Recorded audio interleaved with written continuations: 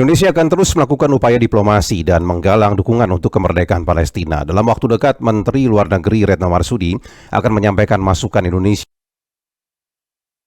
Israel di Mahkamah Internasional. Berikut laporan Safira Amalia.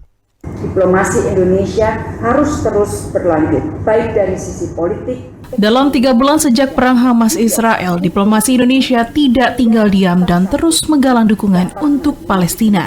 Hal ini ditegaskan Menteri Luar Negeri RI Retno Marsudi saat membuka diskusi pakar sebagai upaya mendukung kemerdekaan Palestina melalui penegakan hukum internasional di Kementerian Luar Negeri Jakarta, Selasa, 16 Januari 2024. Menlu menyatakan dirinya akan menyampaikan masukan secara lisan kepada Mahkamah Internasional atau International Court of Justice (ICJ) pada 19 Februari 2024 mendatang. Masukan tersebut menekankan akan konsekuensi hukum dari kebijakan dan tindakan Israel di wilayah pendudukan Palestina, termasuk di Yerusalem Timur. Tampilnya Indonesia di depan Mahkamah Internasional akan melengkapi berbagai langkah diplomasi Indonesia dalam mendukung perjuangan bangsa Palestina. Dalam 3 bulan sejak konflik meletus, diplomasi Indonesia tidak tinggal diam dan terus menggalang dukungan untuk Palestina. Retno mengatakan masukan tertulis telah disampaikan Indonesia kepada ICJ pada Juli 2023. Sementara pernyataan lisan akan disampaikan pada 19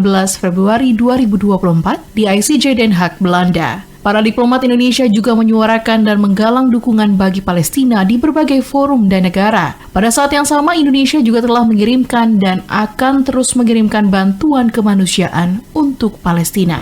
Karena itu, diplomasi Indonesia untuk Palestina belumlah selesai. Diplomasi Indonesia harus terus berlanjut, baik dari sisi politik, ekonomi, kemanusiaan, dan juga hukum internasional, hingga bangsa Palestina dapat menikmati kemerdekaan yang sepenuh-penuhnya. Sebelumnya, Presiden Joko Widodo menyebut Indonesia mengutuk keras serangan yang terjadi dari Israel terhadap Palestina. Indonesia akan berupaya menghentikan kekerasan dan akan terus berkomunikasi dengan berbagai pihak untuk menghentikan kekerasan di Palestina.